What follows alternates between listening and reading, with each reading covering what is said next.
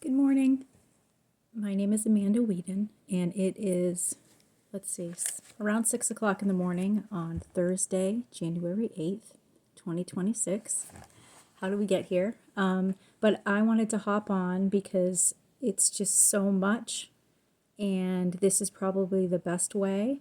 Although I'm sad to say I probably won't be able to respond to comments, if any comments.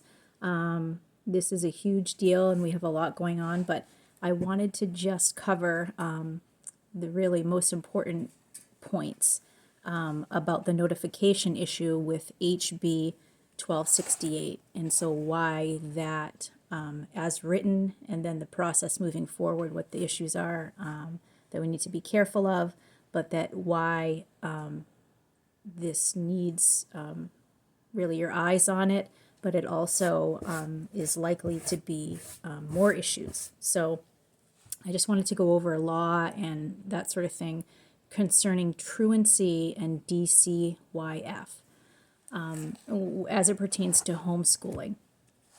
So DCYF is the Division for Children, Youth, and Family Services. And so this is a government agency, right? This is a normal government agency, and part of their role is to, their office, their people, is to investigate abuse and neglect. Okay, so when I say in this video DCYF, that's what I mean, this government organization. And then truancy issues is basically what the school, the process what the school goes through for you not to be, your child not to be in an educational setting. Okay, so truancy from a school, a truancy officer could show up at your house. And so these are the issues that I'm talking about, okay, and it pertains to this bill as written. And then I'm going to explain to you future things to be considering, okay? And so, guys, it's 6 o'clock in the morning, and my cat is probably going to run in, and my kids will wake up someday. But I want to go over this with you, and this is the best way I think I can do it, okay? So, one more thing, one more boundary I want to try to set is that this is a public video, but I'm going to be going over some real examples from my life that have happened to me. I'm not going to go into great detail, but I think enough detail that you can see what the issues are.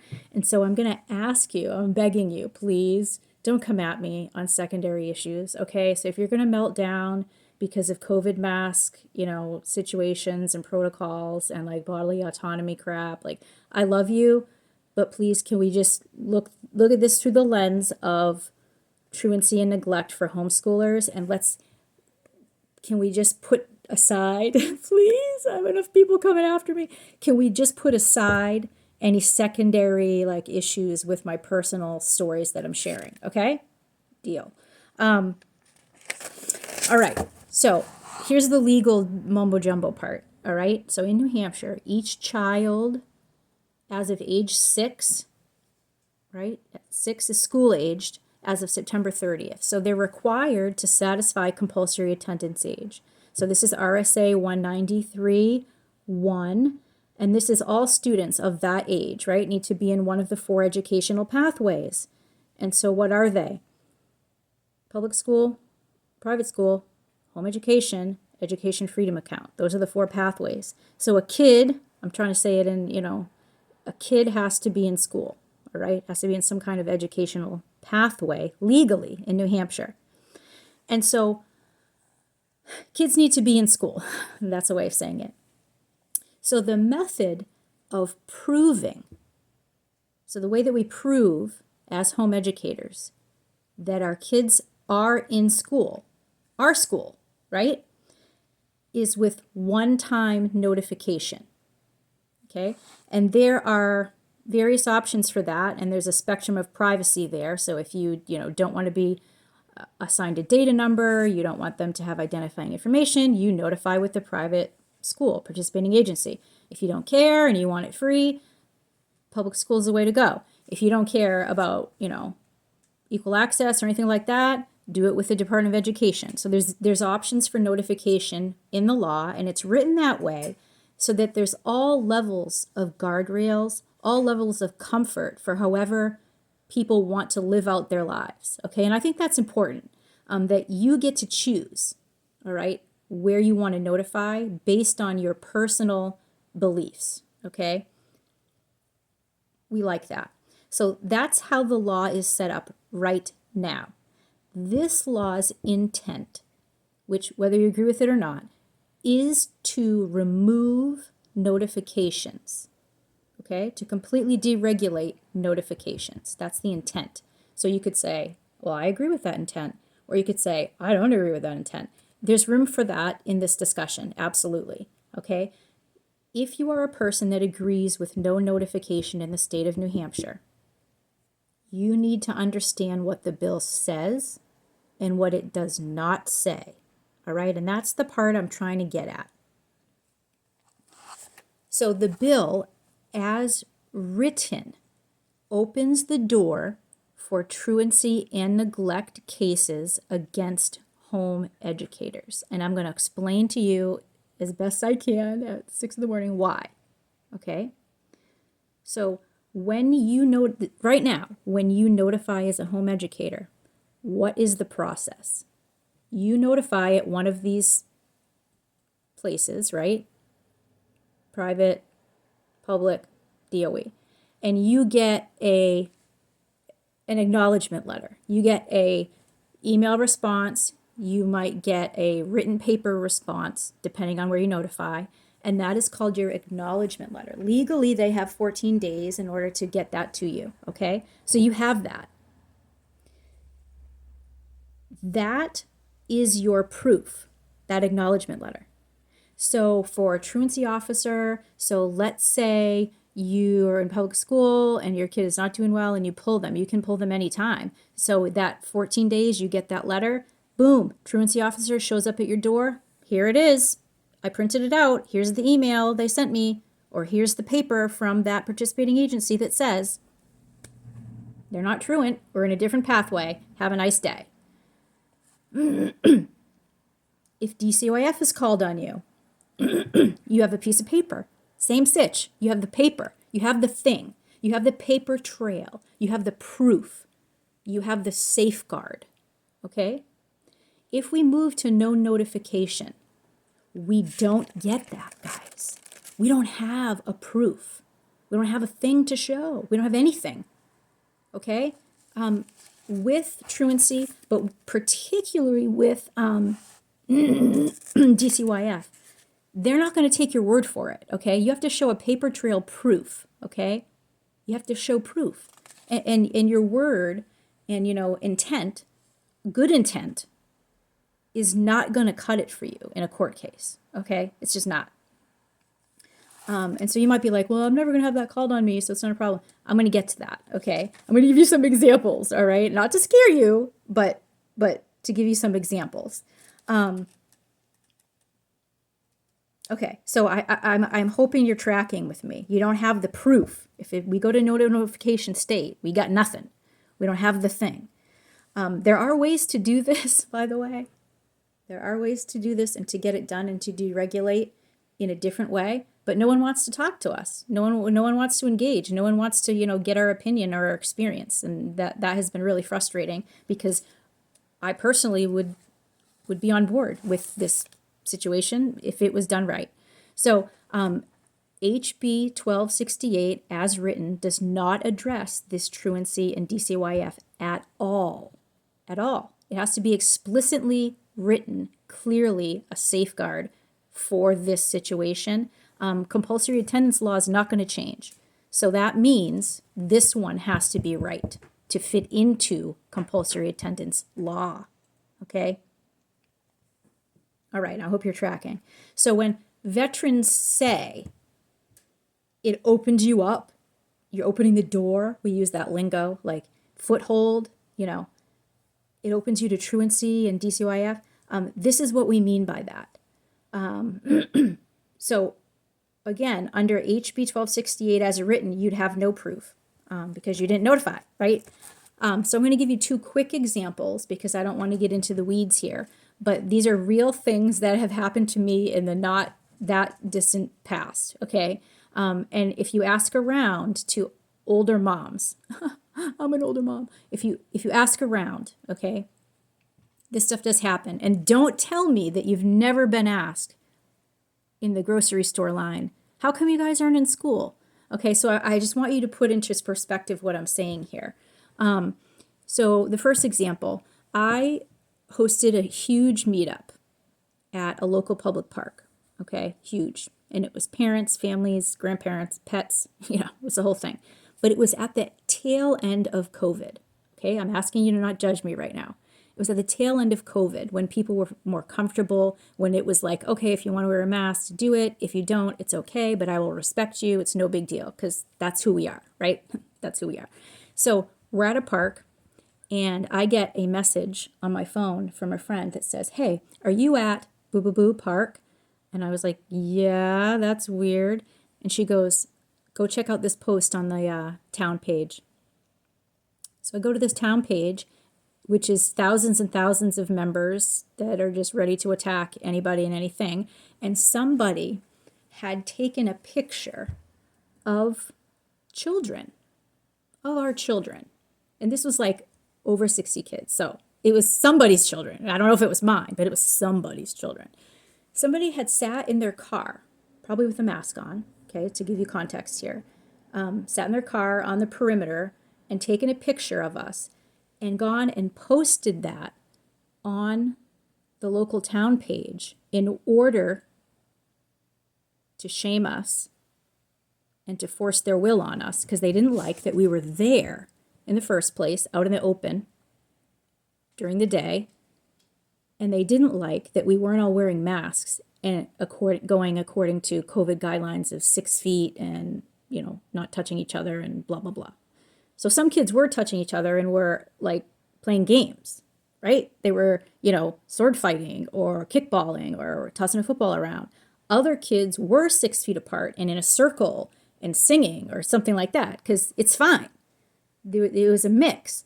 But this person took a picture of other people's children in a public space, children, without their consent, without parents' consent, without their knowledge, and posted it in a town Facebook group in order to force us to comply.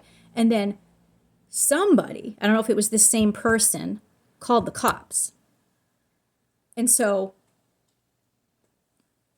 somebody called the cops, guys, on us. So that's why this matters, okay? That was not that long ago, guys, all right? So the other story, again, not to scare you. I'm not trying to scare you into, believing what I'm saying. Like, no, I'm giving you examples and you decide, all right? I'm trying to equip you to make the best decision. That's it. About this bill as written, and then I'm going to talk about the amendment process and why it's not enough, okay? My second example, my daughter, I took to get her ears pierced at a mall that is now defunct, but whatever. So I took her to a place in a mall where you go and get your ears pierced. It's no big deal. People do this all the time, right? But it happened to be at a time where other people thought she shouldn't be there. She should have been in school. So that was one issue. The other issue was we took her to get her ears pierced. And they pierced one ear and she lost her mind. She absolutely lost it, guys. Like, no, melting down, crying, like cowering. And we didn't get the other side done. It was that bad. When I tell you that some lady came up to me, and I was a younger mom at the time, so I had all these different kids and I didn't know better. You know what I mean? I didn't know what I didn't know. So this really, I didn't know what to say. I didn't know, my rights. I didn't know how do I respond to a confrontational person in public. She came up to me because my daughter was crying and I was trying to convince her that I had to pay $75 that I probably didn't have, right? I had to pay $75 for your ears pierced. I'm trying to convince her to get the other ear pierced, right?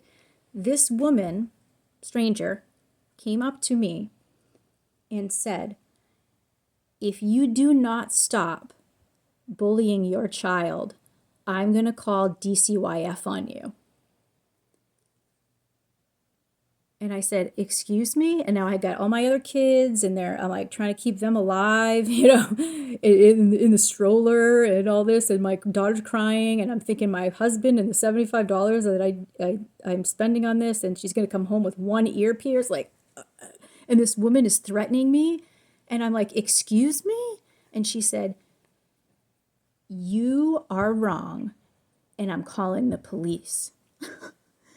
And I was like, okay, lady, I just got miffy and was like, okay, whatever. Do what you got to do.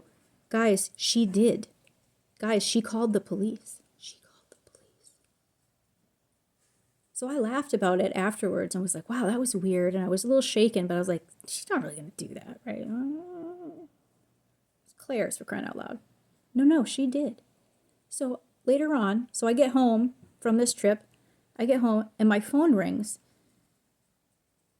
And it's the Newington Police Department. Were you here? I don't want to get into it. I don't want to get into the weeds here. But she did call the police. She did file a report. That cop had to do interviews. They had to communicate with my town cops and do interviews. I am not kidding that happened. You can ask anyone who is my friend in real life, like who I know. That really did happen to me. These two things really did happen to me. And I feel like I've written about them in past, like blog maybe, or op-eds or something like that. But these two examples did happen to me, okay? Ask around. These things still happen. Never mind if you have people like nosy neighbors who have a grudge to, against you. Like, these things happen, you guys. So this is so, so important. This language is not clear. It has no safeguards for truancy or DCYF at all. It would have to be thoroughly addressed clearly in straightforward language, and it's not. It's not. So when we say, guys, even if you agree that no notification is great, the way it's written is bad. Okay, that's what we're trying to say. That's what we're saying. This bill as written doesn't work. So let's talk about amendments, because we've been told that by the prime sponsor that this bill is bad and that it has to be rewritten, okay? This is fairly public knowledge that you could find if you dig for it a little bit, just a little bit, okay? So that it is a bad bill, that it was a placeholder. It was just, a piece of crap thrown in there to hold the place, okay? So they knew it was bad. I'm not going to go down that rabbit hole with you as to why that is inappropriate, but okay, I'm trying to focus here. So I'm trying to be measured in my words. The amendment process can happen at any time from now up until the moment of the hearing starting, okay? And then there are opportunities afterwards as well for things to change. So when the prime sponsor knows this bill is bad and signals it needs a rewrite, it's going to be fine. There's amendments coming. Don't worry. Trust us. Okay? That's what we've been told. Well, let's see the amendments. Well, there aren't any. I haven't had time. This isn't a priority. Well, it's a priority for me. I mean, it's a priority for us, so I want to look at it. Well, there aren't any amendments. Well, when the amendments come out, if they do, because they don't have to share anything, we need to analyze them the way that, through the lens that I'm trying to present to you, okay? So the amendments don't have to be shared. Proper governance and good practice would be that they do share them, though, right? And I think that you should ask for that.